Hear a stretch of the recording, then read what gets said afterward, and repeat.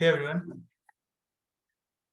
So the format will be I will be presenting slides and talking about various aspects of Kubernetes security.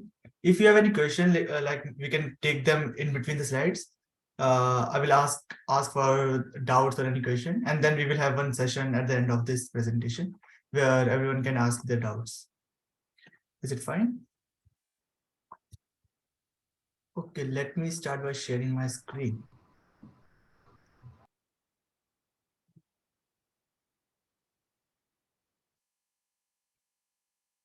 Okay, background. Yes. Can you see my screen? Oh yes, Ankur, it is Which visible. screen? Can you see the first slide? Yes, yes, the perfect screen. Awesome. Is it full screen now? It is. Awesome. Hey everyone, my name is Ankur Kothiwal and I'm maintainer of KubeArmor project. It's an open source sandbox CNCF project. Uh, so today we'll be talking about how you can secure your Kubernetes cluster, or you can say we will talk. We will take a brief overview of everything about cloud native security. So let's get it started. So let's first talk what's cloud native and what is Kubernetes and how they both are related. So in this presentation, I have used K8s word. K8s also mean Kubernetes. So we'll be using this word interchangeably. So cloud native, what is cloud native? Cloud natives is nothing but a general approach where which leverages the techniques like cloud computing, microservices architecture, and APIs and containerization techniques to run your application on computer which are based on cloud or like someone else's computer. So K8s plays a very important role in the fast adoption of cloud native. So what is K8s? So as you can see, it's a container orchestration platform. So before taking a look at what is container orchestration, we might first want to look what a container is.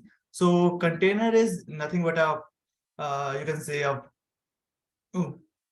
provides it's like a few kernel primitives which we can use to have a sandbox way of deploying our application so that our application runs across all the platform. The same our application runs same on all the platforms irrespective of the distributions used. So for example, we have faced this issue of an application working on my system but not working, for example, on Sayyad's computer. With Kubernetes, with a container, what you can do is you can deploy your application as a whole package and you can ship it. This application is surely to be will be able to run on any platform as far as the operating system, underlying operating system remains the same. And now let's talk about what is container orchestration. So any container orchestration tool provides some basic facilities like provisioning and deployment of the containers, configuration and scheduling of the containers, the resource utilization. So each container uh, running inside K8s or any other container orchestration will have some amount of resources allocated to it. These are all managed by the orchestration engine. Then there is container availability. It ensures that the container is available at all the time. So by container, like in an container orchestration system, we have a concept called pod. Inside a pod, we can have multiple containers or a single container, and this container or set of containers contains our application. So the work of the container orchestration engine is to ensure that the containers are always up. So like if, for example, one of our application dies or like it crashes, then the container orchestration will respawn a duplicate version of the same application to ensure that the application is available at all the times. Then we have scaling or removing any containers which are not in perfect state. Then we have load balancing techniques in load balancing done by this orchestration engines. So there are different type of orchestration engines like Docker Swarm, which is like particularly concerned with Docker related containers. We have other container CNIs like other than Docker, but and K8s is like not for any particular CNI. We can CRI, sorry, it's container runtime interface. So K8s is not like particularly focused on any single type of CRI. It is in general available, can be used with different types of containers. We have other kind of container orchestrations like Apache Mesos or OpenShift. OpenShift is like based on K8s, but provides more facilities on top of K8s. Okay, but today we will be mostly looking at K8s and the security related to how we can secure our K8s cluster better. So let's take a look at the concerns we have. So with the increased adoption of K8s, we have seen an exponential increase in the number of security risks and the attacks. During a recent survey done by Red Hat in the past year, it was found that 93% of the organization experienced at least one security incident in their K8s environment. So that 93% is a very big number. Then we saw that 55% of these kind of attacks have impact on the performance of the application. So like they have seen some kind of downtime in their application, which might have caused them revenue loss. And then we have seen that in the recent time that 78% of the organizations are moving to DevSecOps. So we will talk about this concept in our future slide. So this is from the same survey done by Red Hat. Here you can see like in the past 12 months, 53% of the attacks were like related to misconfiguration. So like K8s is relatively a new concept, and it's like a manages a lot of there are a lot of complications in it. So it is very easy to like have some kind of misconfiguration in the K8 setting, which can have security impacts. So 53% of the participants said that they detected some kind of misconfiguration. Then 38% of the security risks were related to major vulnerabilities in the packages they were using. Then we saw 30% of the attendants say of the surveyors said that the security was due to runtime. We will look at it what the runtime attacks is. Then you can see, can you see my pointer also? Can I point my mouse? No? Yes. Yes. Okay, you can. Okay, awesome. So of the same in the same survey, it was asked what is their biggest concern. So as you can see, like the configuration was the main part of the security attacks. So it was a major concern. Then there was vulnerability, and then the attacks. So attacks were not the like of higher priority. The higher priority was misconfigured Kubernetes cluster. So we can basically divide K8 security into three aspects. One is build time security, deployment security, deploy time security, and the runtime security. So build time security is the aspect where we are securing the image when during the build time of the container image. So before deploying, so there are three stages of an application which is going to be deployed on K8s. One is the build time when we are building the application for here we have like which container we are using, which all packages we are going to use. Then there is deploy time security when we are deploying the container on the Kubernetes. Then what kind of security measures we need to follow. And then after deploying, we need there is runtime security, which is like when the application is running, and in real time we are monitoring what all accesses the application is doing inside it. So let's combine build and deploy time as a one. So build and deploy time consist. Okay.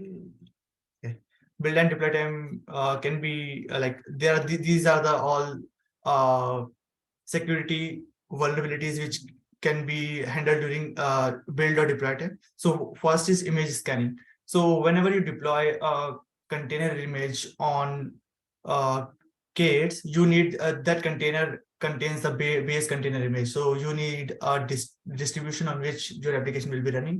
It can be like Ubuntu or a lighter version, for example, Alpine image, or it can also be a distro-less container where your application is purely running with the packages it requires.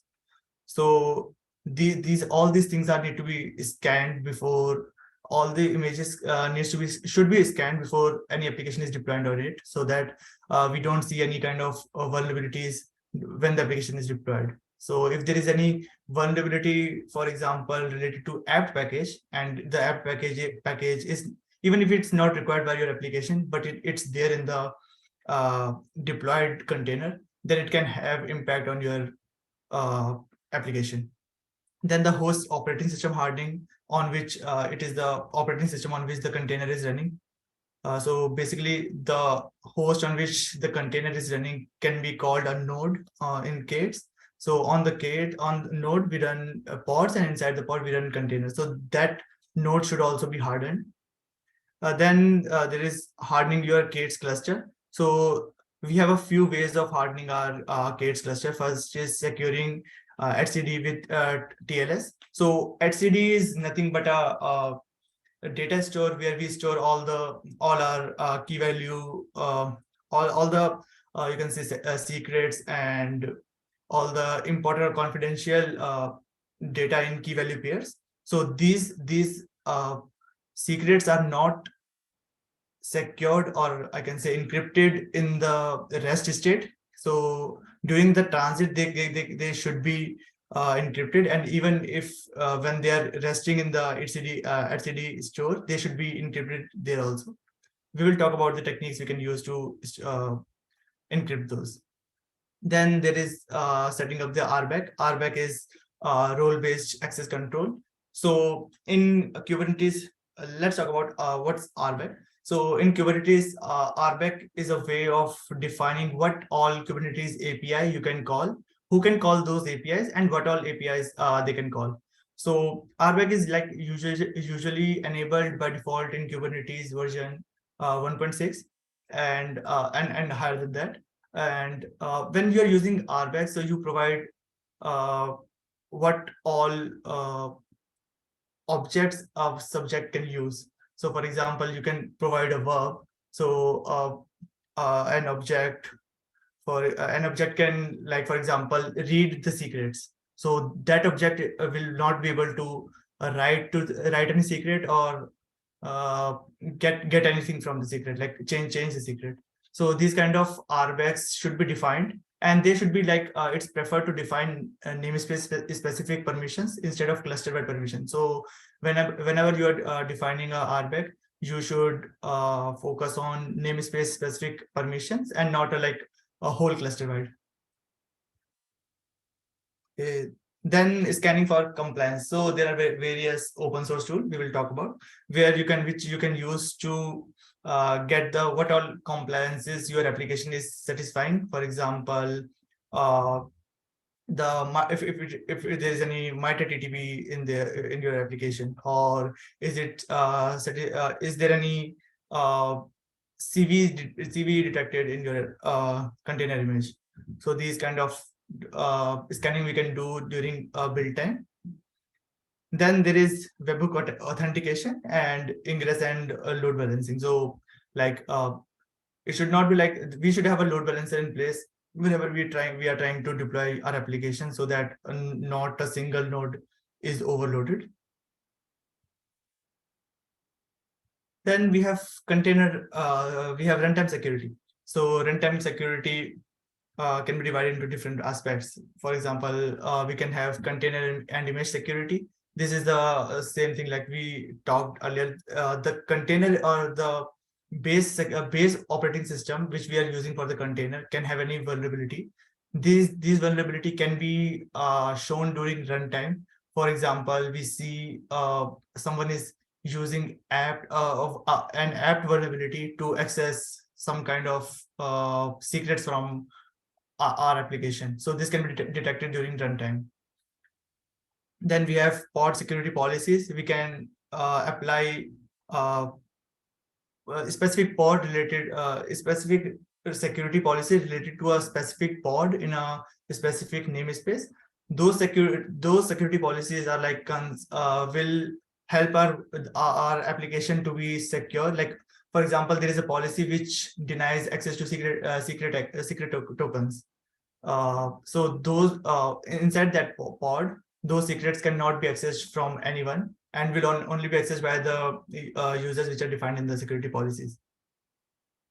Then there is secret management. Like we don't want the etcd, the secret stored in the etcd, to be accessed by everyone, and it should ideally be accessed by Kubernetes APIs only, because like there are very sensitive data stored in the etcd, and if any unauthorized user gain access to etcd, they can take over the entire cluster.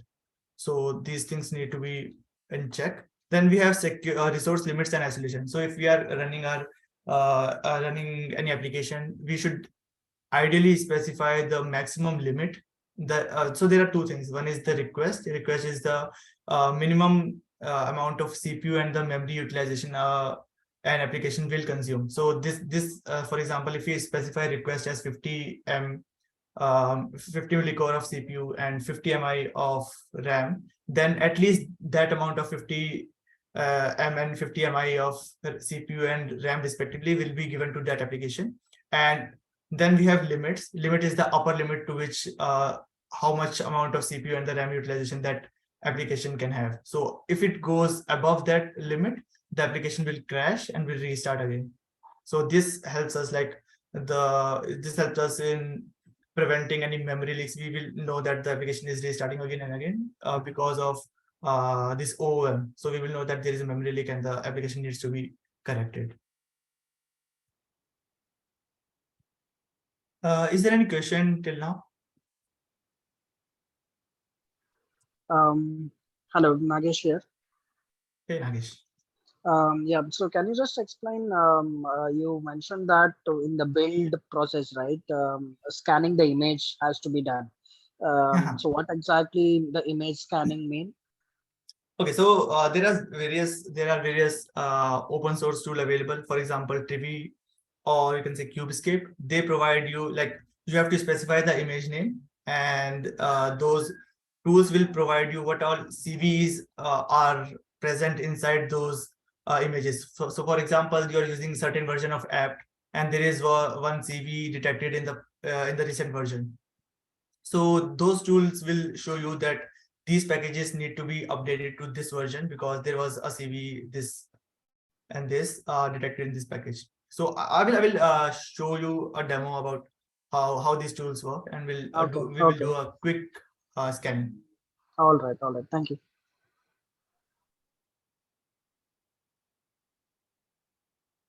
Okay, let's now divide the cloud native security into 4 parts. This is basically the 4 C's of cloud native security. Basically Kubernetes documentation divides security into these 4 aspects. Let's follow that. So the 4 C's contain, moving from down to up, we can say the cloud. Cloud is the place where your application is being deployed. So it can be AKS cluster and EKS cluster. So this kind of security is provided by the cloud itself, the cloud provider itself. This is the basic security we will get when we deploy our K8s application on any of these platforms. Then there is security based on cluster, container, and code. Let's take a look at them one by one. Okay. So security by cloud providers. This is the basic security provided by various Kubernetes services. For example, AKS, GKE, EKS. They provide some set of security. Sorry for that. Then there is infrastructure security, which can be listed as control plane security. The network access is made to the API server. So all the access to the Kubernetes control plane is not allowed publicly on the internet, and is controlled by network access control lists restricted to the set of IPs needed to administer the cluster. So no one can access those resources from outside. Then there is network accesses to nodes. So node should be configured to only accept connection from control plane on the specific ports. So we should specify a port which should be used, and other ports we should like disable all the other ports which we are not using. This helps us decreasing the surface area for any kind of attack. If possible, these nodes should not be exposed on the public internet entirely. So if you are not using any internet service, so you can disable all those ports. Okay, then access to etcd. So as we discussed earlier, etcd is the data store of Kubernetes, and should be the access to it should be limited to the control plane only. Only the Kubernetes API should be able to communicate with it and access it. Depending on your configuration, you should attempt to use etcd over TLS. Also, as I said earlier, that the data inside etcd is by default stored in a non-encrypted way. So it's a like good practice to encrypt all the storage at rest. And since etcd holds the state of the entire cluster, this should especially be encrypted. Then we have cluster. So the first C we talked about was cloud. Then inside the cloud, we have Kubernetes cluster. So securing a Kubernetes application, we need to follow all these steps, which you can see on your screen. So let's talk about them individually. So the first is RBAC authorization. So as I discussed earlier, that RBAC is a role-based access control. So it defines like who can access what Kubernetes APIs and what permission they can have. So we need to like enable it by it's enabled by default in Kubernetes 1.6 and above. But before that, we should manually enable it and use only the required roles for any object for an unenabled object. Then we have authentication. So everything, if we are doing any kind of for example, we are calling the Kubernetes API. So all these requests should be authenticated and authorized before we actually give access to to that secret which is asked by the user. Then application secrets management, ensuring that pods meet defined security pods standards. So security pod standard, we will take a look at what all standards pod have. Then there is one interesting thing called QoS, or quality of service. So Kubernetes uses QoS classes to make decision about evicting a pod when node resources are exceeded. So if we talked about like if the memory limit or the CPU limit is exceeded, it is defined in the QoS that what should we do with that pod. So for a pod to be given a QoS class of guaranteed, there are different classes in QoS. So if a pod is given a class guarantee or a QoS class of guarantee, it means that every container in the pod, so a pod can have multiple containers. So every pod in the container must have a memory limit and the memory request, also a CPU limit and the CPU request, and CPU limit should be must be equal to the memory. If the QoS class is guaranteed, this means that the memory limit and the CPU limit are equal to memory request and CPU request. So the maximum amount of memory and the maximum amount of CPU is already given to that pod. So it means that we have guaranteed that pod is given minimum that amount of resources. So it won't fail. Like unlike if there is any, it will only fail if there is any issue with the application, or we found any unexpected behavior. Then there is container security. So we talked about doing container image scanning. Then there is so every container running on a Kubernetes have some kind of privileges.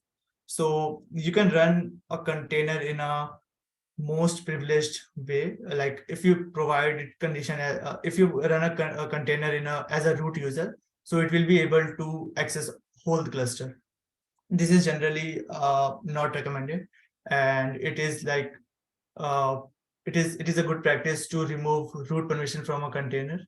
And we should not use cluster admin cluster role binding. So cluster admin is a role binding which provide cluster wide access to, it's an RBAC which provides we should use RBAC to prevent cluster admin privileges. So cluster admin provides a pod to access the whole cluster, which is not a good practice. Then when we are specifying the RBACs, we should not use RBAC wildcards. So we should specify the particular RBACs which are required by that application, by that resource. Okay. Yeah, so the last C is the code. So these, I think we have discussed this point. So every access to the Kubernetes API should be done over TLS. We should limit the ports which we are using. If a port is not being used, we should not open that port, not keep that port open. Third-party dependency security. So we need to have a security scan of the application. If we are using any third-party packages, we should scan those for any kind of vulnerabilities. And the static code analysis. Okay, so 10 Kubernetes security context settings. So Snake is a foundation related to they have very good solution for Kubernetes. So these are the like 10 Kubernetes security context settings which we should we should be following. So what is let's talk what security context is. So security context defines privilege and access control setting for a pod or a container. Security context settings include but are not limited to all these settings which we have provided. So the first one is run as non-root. So we have already discussed that we should not run a container as a root user. Then there are certain kind of Linux kernel primitives which we can use for running a container. So if you folks have known about like the LSMs available, for example, SLinux, AppArmor. So the security context allows us to use those kernel primitives. So you have an option of security opt, and after that you can provide what kind of security profile you want to use with that container.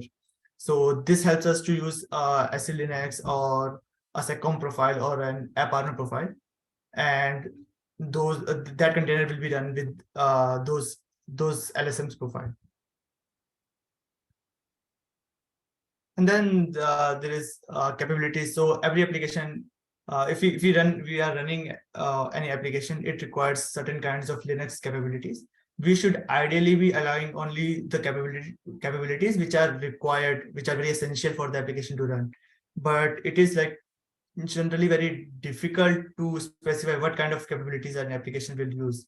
So this problem can be tackled with the use of runtime security.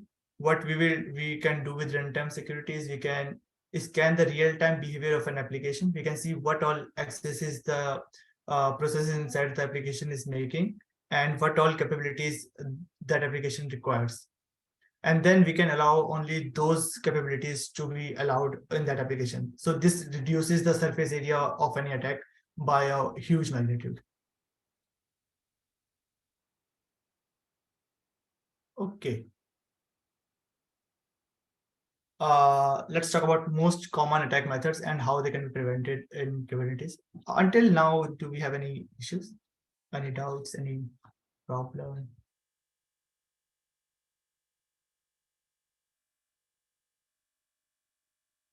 So Syed, everyone can mute themselves now. Yes, everybody has the access to mute themselves. Please Okay. go ahead. Yeah, we can. Yes. Awesome. Okay, let's look at the most common attack methods and how they can be prevented. So first is compromised image and image registries. So these container images are stored in image registries. For example, you can have a Docker image stored in Docker Hub. So both of the registries, and we can also have private registries. So both of the image and the image registry registries should be scanned before we deploy any application on them. So the ideal way of deploying any application on K8s is using a distroless distribution. There should not be any underlying distro, and we should only deploy we should only install the packages which we require.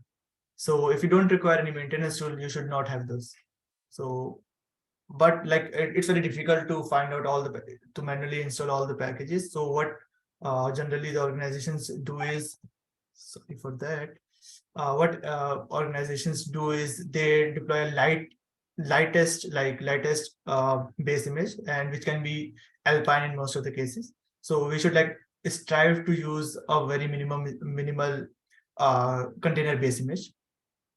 Then service account compromises. So service account token is a compromising service account is you can say on top 3 methods used by attackers to attack any Kubernetes cluster. So what are service account tokens? So service tokens are like the secrets, which are generally mounted on each of the. So there are different kind of secret account tokens. Here we are talking about secret account tokens related to each pod. So these tokens are mounted on each pod by default. In this scenario, if any attacker is able to compromise a container, they will have the mechanism to exploit it further. And using those same credentials, it will be able to attack all other pods to which this pod is connected. So it's a nightmare if a attacker is able to get to the service account token. So generally what happens is this service account token is stored in this place where run secrets, Kubernetes IO and service account token. So what we do is we generally, to mitigate this risk, we generally use RBAC policies. But even with RBAC policies, even if we for example, we have given a permission to access a token to a certain user, and say for example the attacker is able to attack that user and imitate that user and access that security token. So that user will have the permission to access the whole cluster. So what we can do is use runtime security. So how runtime security, you ask? So runtime security can give us what all resources are being accessed in that container. So we can detect that this path is being used. We can deploy a policy saying whenever this path is used, this file is used, this token is used, we should get an alert. So whenever a user accesses this token, we will get an alert, and we can check if this is a legitimate user or is it any kind of attacker doing it. Then there is remote command execution. So it's very easy for someone to exec into a Kubernetes pod. There is a command called exec. You can do kubectl exec it, the name of the container, and the command you want to run inside the container. So in general, if you want to run any command inside the kernel, we open a bash or any kind of shell, and then once we get access to the shell, we can run any command inside the shell. So you can get unlimited access to that cluster, to that container. So what you can do is, to mitigate it, you can specify a policy which will say that whenever bash or any terminal is accessed inside that container, we get an alert. Or you can directly say deny access to any terminal. If you don't need your user to exec into the container, which is true in most of the cases, we can just directly deny access to it. Then there is secret access. So we discussed about it, that we need to encrypt them at rest, or even if they are in motion, we should use TLS to encrypt them. Then there is anonymous access. So disable anonymous access by passing the flag. So there is a flag, this flag anonymous auth equals to false, which can be set so that there is only the authorized user can be able to make any access to the API server and the kubelet services. And then so in general, this 10250 port, this is by default the port which is exposed to the internet. So we know that if a user is targeting that container from outside, they will be using this port. So we can have a policy which can check ingress on this port, and if there is any kind of the red flag, we can detect that. Okay. We have 20 minutes. So there is a great presentation by Ian Lewis from Google. It's called Kubernetes Security Best Practice. I will be sharing this slide so you can like go through them. You can click on the links and can access these other talks. So what here we have is a great example of what is the common way of attacking a Kubernetes cluster, and what all mitigation technique we can use. So here you can see a user. We have this red user, which is attacking the Kubernetes cluster via the web front-end service.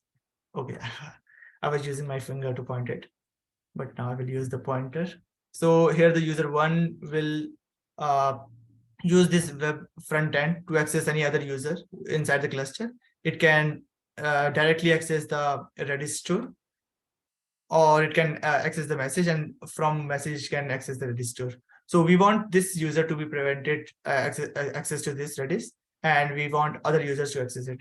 So what all things it is doing? So first is it can get token from front end pod, which is directly exposed. Second is use token to attack cluster API server. Third is get secret etcd etc. to further attack, like the confidential information it can get those. So how can we mitigate first and second? So we can use RBACs, discussed about roles given to users. We can specify what all roles a user should have. The user should not be able to only this user should be able to access the etcd store. Then all the other users will be denied. Get role. Each role has permission to perform some operation. So we can specify that they can only get secrets. They can only update config map, but they cannot delete config map or delete secret or insert any secret. So 1 and 2 can be mitigated using RBACs. Other thing we can do is secure etcd. As we talked earlier, we can use firewalls to restrict access to etcd. And then we should encrypt the data in etcd, even when it's in rest state. Use token to attack cluster API server can also be mitigated using server firewall. So these we can restrict that this access to any API server should not be allowed from this kind of IP if we detect any kind of anomaly.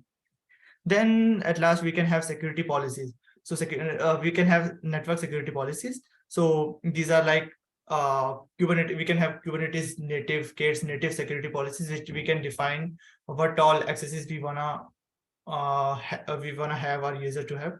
So we can specify that this process can access this file, or this process can make this kind of network request, or this port should only be accessed by this IP. So these kind of things we can specify in our network policy. If it's an ingress policy or any egress policy, we can define all these things. Yeah, there is one interesting type of this exploit we recently saw.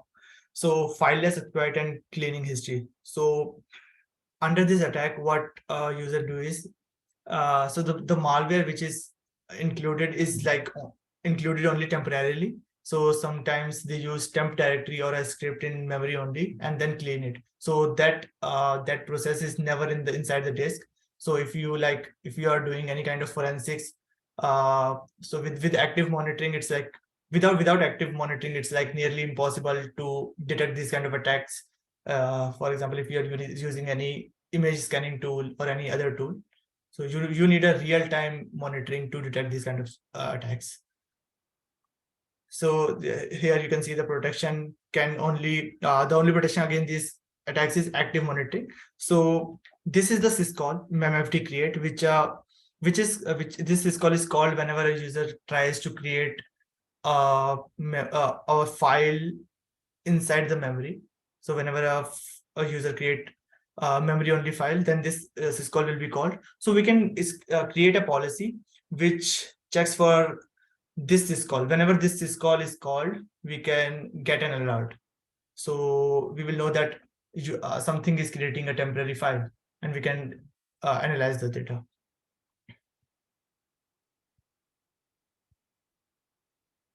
Yeah, so here in the talk, like this slide I've already covered. So we saw some of the techniques which only runtime security can solve. So first is missing okay, so the first is misconfiguration of the vulnerabilities which can be detected at runtime. So these things cannot be you cannot create policies, or you cannot detect these kind of vulnerabilities beforehand. Like if once only you have deployed your application and it's running there, then only you will know that this these files are being used now, and this kind of communication the application is making. So those things cannot be detected before runtime. Then there is software supply chain risks. So supply chain risks are like if you are deploying, these are the risks due to third parties. So the risks are essentially not in your application, but the other third party software you are using. So for example, you are using any kind of an antivirus. So that antivirus can have some kind of vulnerability, and you will not be able to detect it if you are not scanning for that for any third party application. So if you're only securing your application and leaving every third party application aside, you can be a target of the software supply chain attacks. Then there is zero-day exploits, are a fact of life. You can see in the graph from 2011 to 2021, we have seen a huge spike in the 0 days. So 0 days are like novel vulnerabilities we have just encountered. So what our target is, prevent not only the attacks from outside, but protecting even when the attacker is inside the system. So if we are like securing an application, we should not we should look it like the attacker is inside the application and they have access to the whole cluster. Now what we should do. So if we look it like that, then it will be like our application will be more protected. Yeah, we talked about pod security context, where we looked at like the K8s container can have seccom profile, AppArmor profile, SLNX profile is specified to it. So this is the like native K8s feature. But the issue with it is it's very difficult to write AppArmor, SLNX, or seccom policies. If anyone has worked with them, like they are very difficult to write. Not only this, not all the operating system images support AppArmor or SLNX consistently. So if a cloud provider is providing AppArmor, then it's not like that all the cloud providers are providing AppArmor support. So some have SLNX support, some have AppArmor support, some have BPF-LSM support. So all the different providers have a different kind of support. So it is very difficult. Like if you want to deploy your application on across all these providers, you will have to write individual policies for each of the provider, and which is like very difficult. And even like security profile updates are manual and difficult. When the app is updated, the security posture might change, and updating native rules is a problem. So like if your application is running on a cloud provider and something changed, so you will have to like again write the policy, again deploy it, and then that can have negative impact on the availability of your application. Also, if you directly apply an AppArmor policy or an SLNX profile, you will not get any kind of alerting or any kind of telemetric data from it, which is like you won't know what is happening inside the application. If an AppArmor is actually preventing an attack from happening or not, that you can't know. So we talked about DevSecOps. So what is DevSecOps and what is shifting left? So in the software development cycle, these are all the steps from security requirements, it is written twice. Okay. Security requirement analysis, program design, coding, testing, operations, and then there is testing. Then there is we look at the security vulnerabilities. So this was the like previous approach where we were like security was done at the last. So with the DevSecOps software development approach, it integrates security into the software development process from the very beginning. as opposed to treating security as an afterthought. So after each step, we should be looking at the security aspects of the application. Like even after analysis, even when we know the software requirement, analysis and program design, then at this stage only, the program design stage, we should include the security aspects in mind. Then there is this zero trust security model. So what it says is never trust, always verify. So what it means is like there could be a model where we are denying access to a particular resources from this user. So if we detect this user, this IP, that we know that this is a malicious IP, and we are denying access to our cluster from that IP. But what can happen is what a user can do is use another IP to attack our cluster. So this is not a very good approach. So what we should be doing is zero trust, which means we should deny everything by default and allow only certain things to be accessed by the required processes. So for example, you have an application and you know what all things the application requires to run, what all processes it requires to run, what all file accesses, syscall accesses, capabilities, everything, you know what the application requires. So what you can do is only allow those aspects and deny everything by else. So if a user is like using anything else, like we have defined only user one to access the secret account token. So anyone other than this user one or the root user will be denied access to that secret account. So no one will be able to access that. So zero trust shifts the focus from trying to identify what is bad and stopping it to identifying what is good and only allowing that. We talked about BPF-LSM. We didn't talk about BPF, but we talked about LSMs, and I mentioned BPF-LSM also. So those of you who are not aware about it, let's have a very quick brief about what these things are. So BPF is you can say it's not new now, but like it's 10 years, but it's a very revolutionary technology which allows us to run dynamic program in the Linux kernel itself.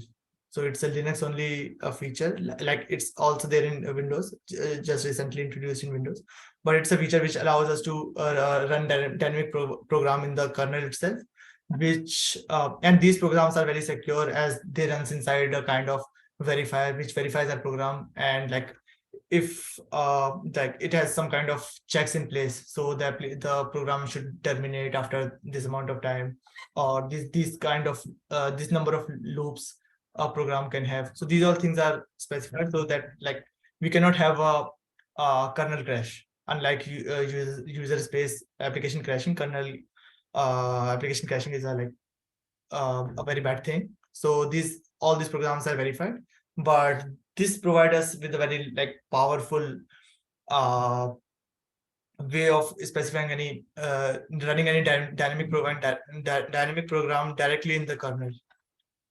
Then there is LSMs. You all in the security space might be aware about it. LSMs stands for Linux Security Modules, which is like a framework which allows users to write security systems on top of Linux kernel. Then like LSM is used by kernel modules or by eBPF programs. So like you can write eBPF programs at certain LSM hooks, and which is BPF, which we call BPF-LSM. So what it does is we previously have eBPF, which allows us to write programs in the kernel. Then we have LSMs, which are like security programs which we are writing in the kernel. These are like not dynamic. You can have a specific LSMs available to them, and you can use only those. For example, we had AppArmor, SLNX, Mac, Tomoyo, all these LSMs. But what BPF-LSM does is it combines those two aspects. So we can have we can write dynamic security program directly in the kernel at runtime. So this is a very good capability. Now the KubeArmor. So KubeArmor is a runtime security enforcement engine. What it means is we can enforce security policies at runtime. These security policies can restrict the behavior, for example, process execution, file accesses, network operations of pod containers and nodes at the system level. Why system level? So we are blocking the process at the kernel space, not at the user space. So that's why we are calling it a system level. So KubeArmor under the hood uses LSMs like AppArmor, SLNX, BPF-LSM to enforce user specific policies. So we saw in the pod context that it's very difficult to write these security policies ourselves. So what KubeArmor provides is you can write a KubeArmor policy. It will convert those policies into AppArmor profile or BPF-LSM rules or an SE Linux profile. And under the hood, it will deploy those policies. So all this is done at the runtime. So you don't have to worry about writing complex AppArmor SE Linux profiles. And KubeArmor generates a very rich telemetry alerts with respect to container pod namespaces, and it uses eBPF for doing it. So we have eBPF hooks at different point in the kernel. Whenever the code passes that hook, we get an alert. So we know what's happening under the hood. So there is a tool, we have a tool called Discovery Engine. So we talked about zero trust, we talked about runtime security. So what if we combine these two things? How we can do is we can generate security policies. We can have a security policies which specifies what all things an application requires. So once we have that policy, we can enforce it using runtime engine, for example, KubeArmor or any other runtime engine. What it will do is only allow those processes, those resources access to the application which are specified in the policies, and everything else will be denied by default. So it's very difficult to manually write these kind of policies, and it's very difficult to know what an application might be doing inside it. But with runtime, you can have a view of what the application is doing at actual time. So you can monitor your application, for example, 1 or 2 days. You know what all processes the application is using. You can, from the logs via that application, you can generate a zero trust security policy. That policy will be least permissive policy, means only those processes will be allowed access. And then you can enforce those using any runtime security engine. So this kind of policies are like a bit difficult to generate, but they are very, very useful if you get an exhaustive policy. If you don't want to risk your application to break, when you are generating the policy, you missed a process execution, and in the deployment, like in the production environment, that process happens again, and now your policy don't contain that rule, so that process will be denied access, but that might break your application. So what you can do is, instead of blocking that application, you can get alert on that. So once you get alert on that particular resource usage, what you can do is observe those alerts, see if there are actual vulnerabilities, or like you missed any logs during the SecOps cycle, and then you can take your decision according to that. I have like 1 minute left. Maybe I can do a very quick demo of the scanning I told you guys. Do we have any question? Then only I will start scanning.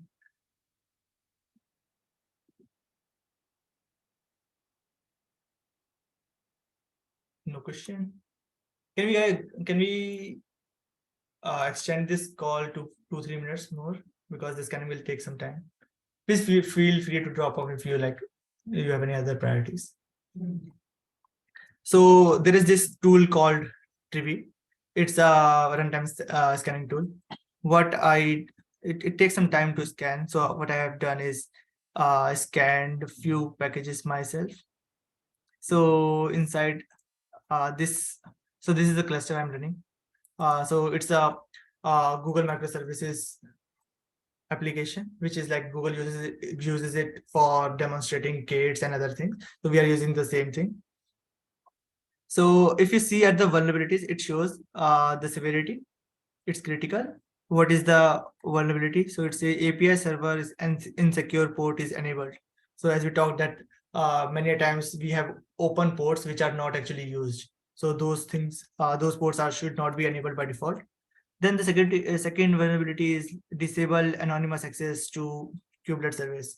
This also we saw that every API server, every API request should be authorized and authenticated. Then enforce kubelet client TLS authentication. And then there is a CVE in this package being used. So this is the trivia output. There is one more tool called Kubescape. I think this was the output of Kubescape. This is the output of Kubescape. I can show you trivia output also. Do I have it? Yeah, this is the output from Kubescape. Yeah, this is the trivia output. So I also did a trivia scan. So trivia, like basically you can provide different. You can specify a repo you want to scan. You can specify a container image you want to scan. You can specify any package, any package you want to scan. All these things. So what it does is it shows the package. What is the CV detected in it? What is the severity of it? What is the deployed? Okay. What is the deployed package version? And is the vulnerability solved in the newer version or not? It takes some time. That's why I was refraining from running it. So it shows like from you are installing 1.1.1 and you have this CV and you can update your application to 1.1.2 and then this severity will be gone. See this, so there is this CV in this TrafficDB in the installed version but it doesn't have any fixed version. So you will have to do it manually, fix this manually. Then these are like static scanning, image scanning. These are when we talked about build time security and the deploy time security, this is the thing. But when we talked about runtime security, we have our in-house tool called KubeArmor, and we can use this KubeArmor recommend command. So what it will do is I should run it on a namespace basis. It will maybe namespace is demo app. So it will run this scan on this demo application. It will see what all accesses this application has made, and it will recommend us what compliances we are not following, and what is the issue with it. It will take a bit time, not much. I think, yeah, so it's pulling all the images. And so like if we know that it's an Alpine based image have this package called APT. So if you are aware about this Debian based distros, we have APK package manager. In Alpine we have APT. So in general, when we are testing our software or during the DevSecOps phase before deployment, we need these package managers for installing some kind of tools for security reasons and other thing. But during production, these tools are not required. So what we should be doing is we should have a policy where we should be denying access to. We should deny if apt is present, we should deny apt access to any anything. Like app should be denied access from any user. So what KubeArmor recommend does for us is it displays it creates a policy, a runtime policy for us. It shows what all compliance it has. This policy will address, and what is the description of the issue. So this severity is currently based on some parameters, and if it tells us if it's a 5, it's a high severity issue. And this block is the action we want to do. So for example, let's look at one of the policy, and these policies, all policies can be applied using KubeArmor. So these policies are by default saved in out. Default front end. Can you see it? The font size is okay. If someone is still listening, I'm okay. Everybody, give a thumbs up. Thank you. So here, this is a KubeArmor policy, basic KubeArmor policy. What is alert K8s client tool executed inside container? So inside a container, we should not be allowing kubectl. This kubectl command is generally happens outside the container. For example, we want to exec inside the container, we want to list the number of pods. So this command is generally run outside the container. It should not be run inside the container. And what all TTP, what all compliance it has addressed. So we can directly run this, apply this K apply BCR and K8s. Once applied, created. Now, if we try to like run this command inside the container, we will see a block because action is different block. So we will not be able to run any command inside the pod. So let's see the app is front end. Let's try to run it. We will run kubectl inside it. Exec IT. What is the namespace? Demo. Front end. Okay, I think we cannot even access inside the container. So this is we cannot access the container from this space. But the point is, we have these kind of policies here in place. We can apply all these policies which we think are valuable to us, and then we can get it compliance ready. So yeah, that's it from my side. Is there any questions? Like I'm eagerly waiting for some questions. If you don't have any questions, it means two things: that nothing was clear or everything is clear.